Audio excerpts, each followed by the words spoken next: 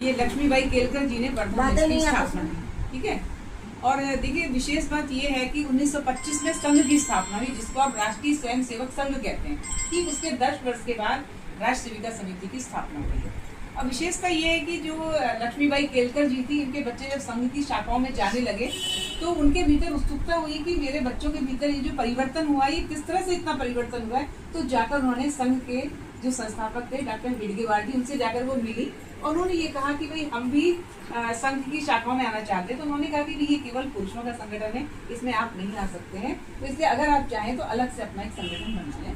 और इसीलिए राष्ट्र सेविका समिति की स्थापना हुई। मतलब जिस तरह से राष्ट्रीय स्वयंसेवक संघ ने क्या किया कि राष्ट्र के आंदोलन में या राष्ट्र को एक सही दिशा प्रदान करने के लिए अपना संगठन बनाया, उसी तरह से समिति में के माध्यम से लक्ष्मीबाई केलकर जी ने ये संकल्प लिया कि जो महिला शक्ति है, यानी जो नारी है भारत की, या जिसको आप आधी आबादी कहते हैं, जो इस संसार की आधार होती है, तो उसका भी योगदान अपने राष्ट्र के विकास में होना चाहिए। क्योंकि सत्य बात है कि यदि घर चलाने वाली जो स्त्री है, यदि वो मानसिक रूप से, आध्यात्मिक रूप से और शारीरिक रूप से यदि सबल नहीं होगी, तो वो अपने परिवार को ठीक से नहीं चला पाएगी। तो इसलिए पहला जो लक्ष्मीबाई केलकर जी ने एक संगठन में बात रखी कि सबसे पहले अपना शारीरिक रूप से स्त्री को सबल होना है। जब वो शारीरिक रूप से सबल होगी तो फिर वो मानसिक रूप से भी होगी।